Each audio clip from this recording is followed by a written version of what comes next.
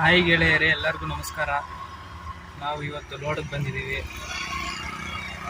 ಕಡೂರಿಂದ ಹುಬ್ಳಿಗೆ ಎಳ್ನೀರು ಲೋಡ್ ಆಗುತ್ತಂತೆ. ಅದಕ್ಕೆ ನಾನು ಇಲ್ಲಿ ಕಡೂರು ವೇ ಬ್ರಿಡ್ಜ್ ಹತ್ರನೇ ಇದ್ದೀನಿ. ಇನ್ನೂ ಅವಾಗೆ 10 ಗಂಟೆ ಆಯಿತು. 9 ಗಂಟೆಗೆ ಕರೆದಿದ್ರು, ಅವಾಗಲೇ 10 ಗಂಟೆ ಆಗೈತೆ. ಇನ್ನೂ ಅವ್ರು ಯಾರೂ ಬಂದೇ ಇಲ್ಲ. ಸುಮ್ಮನೆ ಏನಕ್ಕೆ ಬೇಗ ಕರ್ಸ್ಕೊತಾರೆ ಏನೋ, ಇಷ್ಟು ಅರ್ಥನೇ ಆಗ್ತಿಲ್ಲ. ನೋಡೋಣ ಇಲ್ಲಿ ಇನ್ನು ಎಷ್ಟೊತ್ತು ಕಾಯಿಸ್ತಾರೋ ಏನೋ. ನೋಡಿ, ಇಲ್ಲೇ ಕಡೂರು ವೇ ಬ್ರಿಡ್ಜ್ ಹತ್ರನೇ ಇದ್ದೀನಿ. ತುಂಬ ಅಂದರೆ ತುಂಬ ಬಿಸಿಲೈತೆ. ಅದಕ್ಕೆ ಗ್ಲಾಸಿಗೆ ನಾನು ಇದು ಪೇಪರ್ದು ಇದಾಕಿದ್ದೀನಿ. ತುಂಬ ಬಿಸಿಲು ಹೊಡಿತಾ ಇತ್ತು ಕ್ಯಾಬಿನ್ ಒಳಗೆ, ಅದಕ್ಕೋಸ್ಕರ ಇದಾಕಿದ್ದೀನಿ. ಇಲ್ಲೆಲ್ಲಾದರೂ ನೆರಳಲ್ಲಿ ನಿಲ್ಸ್ಕೊಳೋಣ ಅಂದರೆ ಇಲ್ಲಿ ಮರ ಅಷ್ಟೊಂದು ರೋಡ್ ಪಕ್ಕ ಯಾವೂ ಇಲ್ಲ. ಅದಕ್ಕೆ ಅದು ಇನ್ನೊಂದು ವೇ ಬ್ರಿಡ್ಜ್ ಐತೆ, ಅಲ್ಲಿ ಕಾಯಬೇಕು ಇಲ್ಲಿ ಕಾಯಬೇಕು ಹೇಳಿಲ್ಲ ಕ್ಲೀನಾಗಿ ಅವರು. ಯಾವುದೋ ಒಂದು ವೇ ಬ್ರಿಡ್ಜ್ ಹತ್ರ ಇರಪ್ಪ ಬರ್ತೀವಿ ಅಂತಂದು, ಅದಕ್ಕೆ ಇಲ್ಲೇ ಇದ್ದೀನಿ. ಇನ್ನು ನಮ್ಮ ಲಿಂಗದಳ್ಳಿಯಿಂದ ಡೀಸೆಲ್ ಹಾಕ್ಸ್ಕೊಂಡು ಬಂದೆ. 11,000 ಡೀಸೆಲ್ ಹಿಡಿತು. ಅದರಲ್ಲಿ ಮುಂಚೆನೇ ಇತ್ತು. ನಮ್ಮ ಫುಲ್ ಟ್ಯಾಂಕ್ ಬಂದುಬಿಟ್ಟು 140 ಲೀಟ್ರು ಹಿಡಿಯುತ್ತೆ.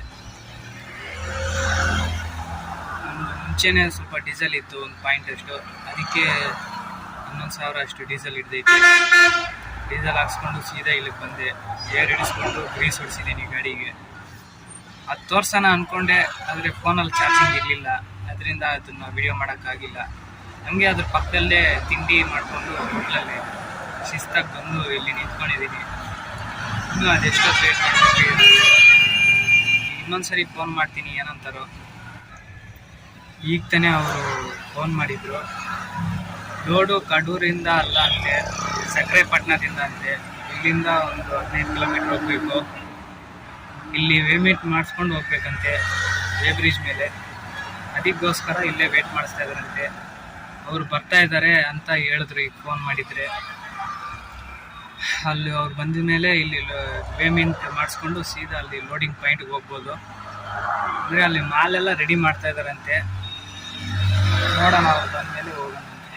ಅವರು 2 ವೀಲರಲ್ಲಿ ಬಂದು ವೇಮೆಂಟ್ ಮಾಡಿಸಿ ನೀವು ಹೋಗಿ ಲೋಡಿಂಗ್ ಪಾಯಿಂಟ್ಗೆ ನಾವು ಬರ್ತೀವಿ ಅಂತಂದರು. ಅದಕ್ಕೆ ನಾನು ಹೋಗ್ತಾ ಇದ್ದೀನಿ. ಅವ್ರ ಮುಂದೆನೇ ಹೋಗಿರ್ಬೇಕು ಅನಿಸುತ್ತೆ, ನಾನು ಹಿಂದೆನೇ ಹೋಗ್ತಾ ಇದ್ದೀನಿ. ಇನ್ನು ಈಗ ತಾನೇ ಕಡೂರಿಂದ ಚಿಕ್ಕಮಂಗ್ಳೂರು ರೋಡಲ್ಲಿ ಹೋಗ್ತಾ ಇದ್ದೀನಿ. ಇದು ರೋಡ್ ಮಧ್ಯನೇ ಬರುತ್ತೆ ಸಕ್ರೆಪಟ್ಟಣ. ನಾವು ತರಕಾರಿ ತುಂಬಿದಾಗ ಚಿಕ್ಕಮಂಗ್ಳೂರಿಂದ ಇದೇ ರೋಡಲ್ಲಿ ಹೋಗೋದು. ಇಲ್ಲಿ ಸಕ್ರೆಪಟ್ಟಣದಲ್ಲಿ ಲೋಡಿಂಗ್ ಬಂದಿದ್ದೀವಿ ತೋಟದಲ್ಲಿ. ಇಲ್ಲಿ ಇನ್ನೂ ಕಾಯೆಲ್ಲ ಸುಲಿತಾ ಇದ್ದಾರೆ.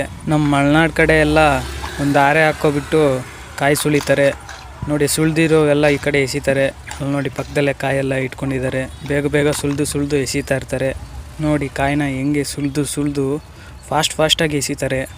ಇವ್ರಿಗೆ ಇದೆಲ್ಲ ತುಂಬ ರೂಢಿ ಆಗಿಬಿಟ್ಟಿರುತ್ತೆ. ಅದಕ್ಕೆ ಸುಲಿದು ಎಸಿತಾ ಇದ್ದಾರೆ ನೋಡಿ. ಇನ್ನೇನು ಸ್ವಲ್ಪ ಸುಲಿಬೇಕು. ಅದೆಲ್ಲ ಸುಲಿದಿದ್ದಾಗಿದ್ದ ತಕ್ಷಣವೇ ನಾವು ಲೋಡ್ ಮಾಡಿಕೊಂಡು ಇಲ್ಲಿಂದ ಹೋಗ್ತಾ ಇರೋದು.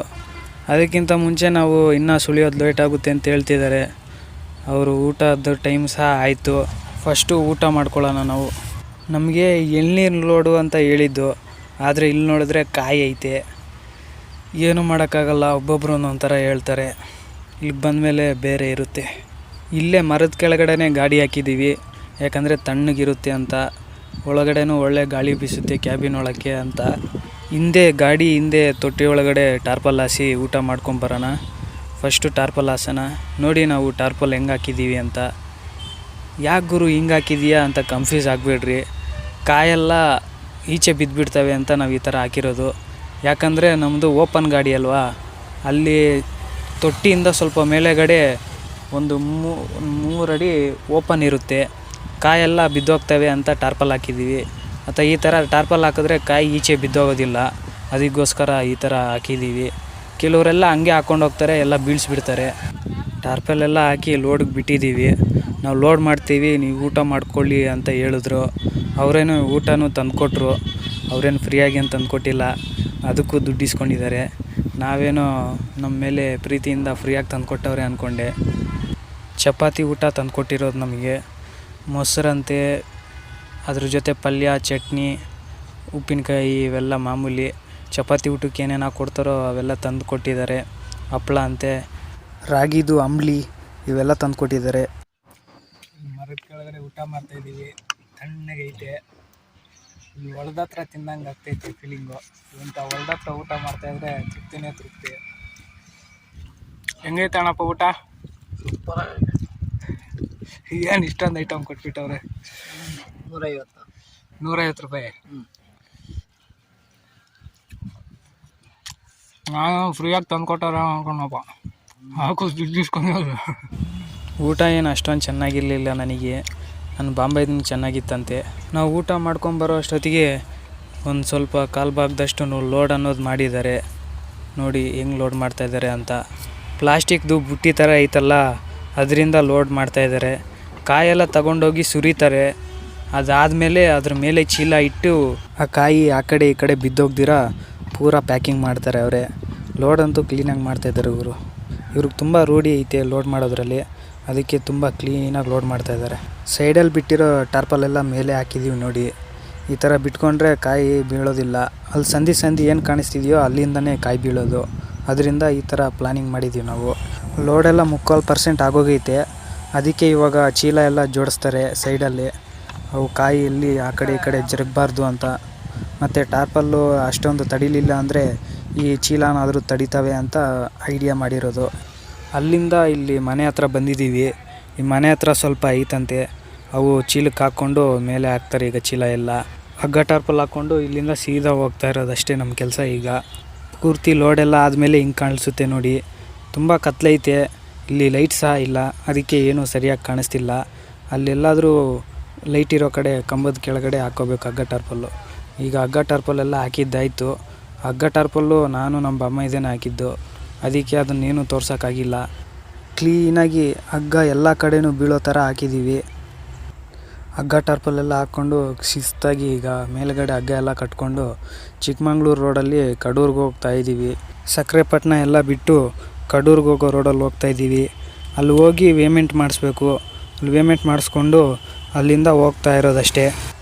ಇಲ್ಲೇ ಪೇಮೆಂಟ್ ಮಾಡಿಸೋದು. ಇಲ್ಲಿ ಪೇಮೆಂಟ್ ಮಾಡಿಸ್ಕೊಂಡು ಹೋಗಬೇಕು. ಅವರೆಲ್ಲೋ ಹೋಗಿದ್ದಾರಂತೆ. ಬಂದಮೇಲೆ ಪೇಮೆಂಟ್ ಮಾಡಿಸ್ಕೊಂಡು ಇಲ್ಲಿಂದ ಹೋಗ್ತಾ ಇರೋದು.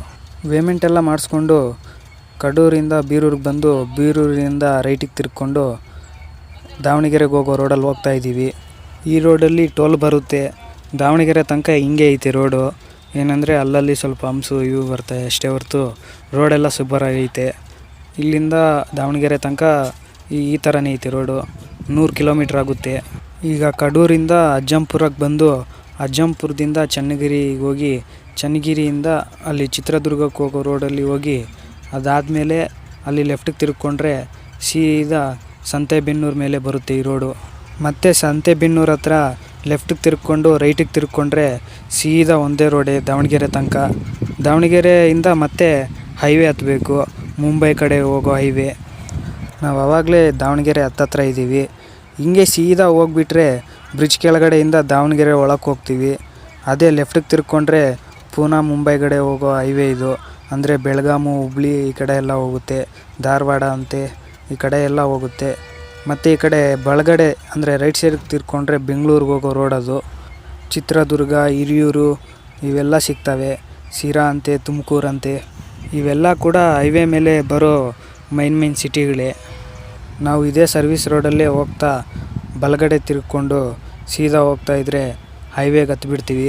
ಇದನ್ನು ದಾವಣಗೆರೆ ಬೈಪಾಸು ಅಂತ ಕರೀತಾರೆ. ಈ ರೋಡ್ ಅಂತೂ ಸೂಪರಾಗಿರುತ್ತೆ, 3 ಲೈನ್ ಹೈವೇ. ನಾನು ಈ ರೋಡ್ ಬಗ್ಗೆ ಹಳೆ ವಿಡಿಯೋಗಳಲ್ಲೆಲ್ಲ ಹೇಳಿದ್ದೀನಿ. ಯಾರಾದರೂ ನಮ್ಮ ಚಾನಲ್ನ ಹೊಸ್ದಾಗಿ ನೋಡ್ತಾಯಿದ್ರೆ ಹಳೆ ವೀಡಿಯೋಸ್ ಎಲ್ಲ ನೋಡಿದ್ರೆ ಇನ್ನೂ ಚೆನ್ನಾಗಿ ಅರ್ಥ ಆಗುತ್ತೆ. ನಾನು ಎಲ್ಲೆಲ್ಲಿ ಓಡಾಡಿದ್ದೀನಿ, ಎಲ್ಲೆಲ್ಲಿ ಟ್ರಾವೆಲ್ ಮಾಡಿದ್ದೀನಿ, ಹೊಸ ಪ್ಲೇಸುಗಳಂತೆ ಎಲ್ಲ ತೋರಿಸ್ತಾ ಇರ್ತೀನಿ. ನಮ್ಮ ಚಾನಲ್ನ ಹೊಸ್ದಾಗಿ ನೋಡ್ತಾ ಇರೋರಿಗೆ ಗೊತ್ತಾಗಲ್ಲ, ಅದಕ್ಕೋಸ್ಕರ ಹೇಳ್ತಾಯಿದ್ದೀನಿ. ನಮ್ಮ ಚಾನಲ್ನ ಸಬ್ಸ್ಕ್ರೈಬ್ ಮಾಡಿಕೊಂಡ್ರೆ ಇನ್ನೂ ಹೊಸ ವೀಡಿಯೋಗಳೆಲ್ಲ ಅಪ್ಲೋಡ್ ಮಾಡೋವೆಲ್ಲ ಬರುತ್ತೆ. ಅದಕ್ಕೋಸ್ಕರ ನೀವು ಅದ್ರ ಪಕ್ಕದಲ್ಲೇ ಇರೋ ಬೆಲ್ ಬಟನ್ನ ಆ್ಯಕ್ಟಿವೇಟ್ ಮಾಡ್ಕೋಬೇಕು. ಈ ಥರ ಮಾಡಿದ್ರೆ ನಾನು ಹೊಸ ವೀಡಿಯೋಗಳು ಅಪ್ಲೋಡ್ ಮಾಡಿದ್ರೆ ನಿಮಗೆ ನೋಟಿಫಿಕೇಷನ್ ಬರ್ತಾ ಇರುತ್ತೆ. ಮತ್ತು ಈ ರೋಡ್ ಬಗ್ಗೆ ಎಲ್ಲ ಹಳೆ ವೀಡಿಯೋಗಳಲ್ಲೆಲ್ಲ ಹೇಳಿದ್ದೀನಿ. ಆ ವೀಡಿಯೋಗಳು ನೋಡಿಲ್ಲ ಅಂದಿರೋರೆಲ್ಲ ಒಂದು ಸರಿ ಆ ವೀಡಿಯೋಗಳನ್ನೆಲ್ಲ ನೋಡಿ ಎಲ್ಲ ಎಂಕರೇಜ್ ಮಾಡಿ, ಸಪೋರ್ಟ್ ಮಾಡಿ. ನಾನು ಹೇಳೋ ಪ್ರತಿಯೊಂದು ವಿಷಯನೂ ಒಂದೊಂದು ವೀಡಿಯೋಗೂ ಲಿಂಕ್ ಇರುತ್ತೆ. ಅದಕ್ಕೋಸ್ಕರ ನಮ್ಮ ಚಾನಲ್ನ ರೆಗ್ಯುಲರಾಗಿ ಫಾಲೋ ಆಗ್ತಾಯಿರ್ರಿ. ಯಾಕಂದರೆ ಹಳಬರಿಗಾದರೆ ಈಗ ರೆಗ್ಯುಲರಾಗಿ ನೋಡ್ತಾ ಇರೋರಿಗಾದರೆ ಗೊತ್ತಾಗುತ್ತೆ ಇಲ್ಲಿ ಹೊಸ್ದಾಗಿ ಬಂದು ನೋಡಿ ಇದು ಯಾಕೆ ಹಿಂಗಾಗೈತೆ, ಅಲ್ಲಿ ಯಾಕೆ ಹಿಂಗಾಗೈತೆ, ಇದು ನಮ್ಗೆ ಗೊತ್ತೇ ಇಲ್ವಲ್ಲ ಅನ್ನೋ ಥರ ಕೆಲವೊಂದು ವಿಷಯಗಳು ಇರ್ತವೆ. ಅವು ಹಳೆ ವೀಡಿಯೋಸ್ಗೂ ಹೊಸ ವೀಡಿಯೋಸ್ಗೂ ಲಿಂಕ್ ಇರುತ್ತೆ. ಅದಕ್ಕೋಸ್ಕರ ನನಗಂತೂ ತುಂಬ ಹೊಟ್ಟೆ ಹಸಿತಿದೆ ಗುರು. ಇಲ್ಲೆಲ್ಲಾದರೂ ಊಟ ಮಾಡೋಣ. ಹರಿಹರ ಇನ್ನೊಂದು 5 ಕಿಲೋಮೀಟ್ರೇ ಐತೆ ಅಂದಂಗೆ ಒಂದು 5 ಕಿಲೋಮೀಟ್ರ್ ಹಿಂದೆ ಕಡೆನೇ ಒಂದು ಡಾಬಾ ಸಿಗುತ್ತೆ. ಆ ಡಾಬಾದ ಹತ್ರ ನಿಲ್ಲಿಸಿದ್ದೀವಿ ಗಾಡಿ. ಇಲ್ಲಿ ಊಟ ಮಾಡಿಕೊಂಡು ಹೋಗೋಣ ಅಂತೆ. ನಾವು ರೊಟ್ಟಿ ಮತ್ತು ಎಗ್ ರೈಸು ಅದ್ರ ಜೊತೆಗೆ ಅಂಡ ಮಸಾಲ ತಗೊಂಡಿದ್ದೀವಿ. ಊಟ ಎಲ್ಲ ಮಾಡಿಕೊಂಡು ಅಲ್ಲಿಂದ ಹೊರಟ್ವಿ. ಈಗ ನಾವು ಹರಿಹರ ಎಲ್ಲ ಬಿಟ್ಟು ಹೋಗ್ತಾಯಿದ್ದೀವಿ. 2 ಗಂಟೆ ಆಯಿತು. ಹಾವೇರಿ ಟೋಲ್ ಹತ್ರ ಇದ್ದೀವಿ ಈಗ. ನನಗಂತೂ ನಿದ್ದೆ ಇಳೀತೈತೆ. ಬಾಯಲ್ಲಿ ವಿಮಲ್ ಹಾಕ್ಕೊಂಡಿದ್ದೀನಿ. ಆಗ ಹೋಗ್ತಾ ಇರಬೇಕು. ಈಗ ಸೀದಾ ಒಂದು 4 ಗಂಟೆ 5 ಗಂಟೆಗೆ ಹೋಗ್ಬಿಡೋಣ. ಹೋಗ್ಬಿಟ್ಟು ಮಲ್ಕೊಬಿಟ್ರೆ ಟೆನ್ಷನ್ ಇರಲ್ಲ. ಹುಬ್ಳಿ ಇನ್ನೊಂದು 80 ಕಿಲೋಮೀಟ್ರ್ ಐತೆ ಅಷ್ಟೇ. ಆವಾಗಲೇ ನೋಡಿ ರೋಡ್ ಮೇಲೆ ಎಲ್ಲ ಫಾಗ್ ಹೆಂಗೆ ಬಂದುಬಿಟ್ಟೈತೆ. ರೋಡ್ ಅಂತೂ ಇಷ್ಟು ಕಾಣಿಸ್ತಾನೆ ಇಲ್ಲ. ನಿಮಗೆ ವಿಡಿಯೋದಲ್ಲಿ ಹೆಂಗೆ ಕಾಣಿಸ್ತೈತೋ ಏನೋ ನನಗೆ ಗೊತ್ತಿಲ್ಲ. ನನಗಂತೂ ಇಷ್ಟು ಮುಂದೆಗಡೆ ಯಾವ ಗಾಡಿ ಐತೆ, ಹಿಂದೆಗಡೆ ಯಾವ ಗಾಡಿ ಐತೆ ಇಷ್ಟಿಷ್ಟು ಕಾಣಿಸ್ತಿಲ್ಲ. ಹಿಂಗಿರಬೇಕಾದ್ರೆ ಗಾಡಿನ ಓಡಿಸ್ಲೇಬಾರ್ದು. ಸೈಡ್ಗೆ ಹಾಕ್ಬಿಟ್ಟು ಮಲ್ಕೊಬಿಡ್ಬೇಕು. ಆದರೆ ನಾನು ಹೋಗ್ತಾನೆ ಇದ್ದೀನಿ ಸೀದಾ. ಯಾಕಂದರೆ ನನಗೆ ರೂಢಿ ಐತೆ ಅಂತ ಈ ಥರ ಇದ್ದರೂ ಓಡಿಸೋದು. ಇನ್ನೊಂದು 10 ಕಿಲೋಮೀಟ್ರ್ ಹೋದರೆ ಹುಬ್ಳಿಗೆ ಹೋದಂಗೆ ಲೆಕ್ಕ. ಆವಾಗಲೇ ಹುಬ್ಳಿ ಹತ್ತತ್ರ ಇದ್ದೀವಿ. ನಮಗೆ ಹುಬ್ಳಿ ಹತ್ತತ್ರ ಇರೋದು ಹೆಂಗೆ ಗೊತ್ತಾಯ್ತಪ್ಪ ಅಂದರೆ ಈ ಬ್ರಿಡ್ಜ್ ಕಾಣಿಸ್ತೈತಲ್ಲ ಇದೇ ಸಿಂಬಲ್ಲು. ಯಾಕಂದರೆ ಈ ಬ್ರಿಡ್ಜ್ ಮೇಲುಗಡೆಯಿಂದ ರೈಟ್ ಕಡೆ ಅಂದರೆ ಬಲಗಡೆ ಹೋದರೆ ಹೊಸಪೇಟೆಗೆ ಹೋಗೋ ರೋಡ್ ಅದು. ಅದಕ್ಕೋಸ್ಕರ ಈ ರೋಡು ಅಷ್ಟೊಂದು ಗುರ್ತಿರುತ್ತೆ. ಆವಾಗಲೇ ಹುಬ್ಳಿ APMC ಮಾರ್ಕೆಟ್ ಒಳಗೆ ರೀಚ್ ಆಗಿದ್ದೀವಿ. ಹುಬ್ಳಿ ಎಲ್ಲ ಸಿಟಿ ಎಲ್ಲ ಪಾಸಾಗಿ ಇಲ್ಲಿ ಇನ್ನೊಂದು ಸರಿ ಕಾಟ ಮಾಡಬೇಕಂತೆ. ಕಾಟ ಮಾಡಿಸಿ ಇಲ್ಲಿಂದ ಅನ್ಲೋಡಿಗೆ ತೊಗೊಂಡೋಗ್ಬೇಕು. ನಾವು ಮಾರ್ಕೆಟಲ್ಲಿರೋ ಗೋಡನ್ ಹತ್ರ ಬಂದುಬಿಟ್ಟಿದ್ದೀವಿ. ಈಗ ಇಲ್ಲೇ ಖಾಲಿ ಆಗುತ್ತೆ. ಇಲ್ಲೇ ಅನ್ಲೋಡ್ ಮಾಡ್ತಾರಂತೆ. ಈಗ ಹಗ್ಗ ಟಾರ್ಪಲ್ ಬಿಚ್ಚಬೇಕು. ಅವ್ರು ಹೇಳ್ದಾಗ ಬಿಚ್ಚೋಣ ಅಂತ ಸುಮ್ಮನೆ ಇದ್ದೀವಿ. ಮತ್ತು ಈಗ ಬಿಚ್ಚಿಬಿಟ್ರೆ ಇನ್ನೂ ಅನ್ಲೋಡ್ ಮಾಡೋಕ್ಕೆ ಯಾರೂ ಬಂದಿಲ್ಲ. ಸುಮ್ಮನೆ ಯಾಕೆ ಬಿಚ್ಚೋಣ, ಅವ್ರು ಬಂದಮೇಲೆ ಬಿಚ್ಚೋಣ ಅಂತ ಸುಮ್ಮನೆ ಇದ್ದೀವಿ. ನಾವು ಬೆಳಿಗ್ಗೆ 4 ಗಂಟೆಗೆ ಹುಬ್ಳಿ ಮಾರ್ಕೆಟಿಗೆ ಬಂದ್ವಿ. APMC ಮಾರ್ಕೆಟಲ್ಲೇ ಇದ್ದೀವಿ. ಎಲ್ಲ ಖಾಲಿ ಆಗೈತೆ. ಇನ್ನು ಸ್ವಲ್ಪ ಐತೆ ಗಾಡಿಯಲ್ಲಿ ಮಾಲು. ಖಾಲಿ ಆಗಿದ ತಕ್ಷಣ ಬೇರೆ ಏನಾದರೂ ಲೋಡ್ ನೋಡಿಕೊಂಡು ಇಲ್ಲಿಂದ ಹೋಗಬೇಕು.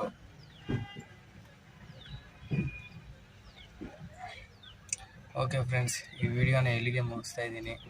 ಮುಂದಿನ ವಿಡಿಯೋದಲ್ಲಿ ಸಿಗೋಣ. ಯಾರಾದರೂ ನಮ್ಮ ಚಾನಲ್ನ ಹೊಸದಾಗಿ ನೋಡ್ತಾ ಇದ್ದರೆ ಸಬ್ಸ್ಕ್ರೈಬ್ ಮಾಡ್ಕೊಳ್ಳಿ. ಹಾಗೆ ಲೈಕ್ ಮಾಡ್ಕೊಳ್ಳಿ. ನಿಮ್ಮ ಫ್ರೆಂಡ್ಸ್ ಎಲ್ಲರಿಗೂ ಶೇರ್ ಮಾಡಿ. ಈ ಚಾನಲ್ನ ಯಾರಾದರೂ ಹೊಸದಾಗಿ ನೋಡ್ತಾ ಇದ್ದರೆ ಸಬ್ಸ್ಕ್ರೈಬ್ ಮಾಡ್ಕೊಳ್ಳಿ.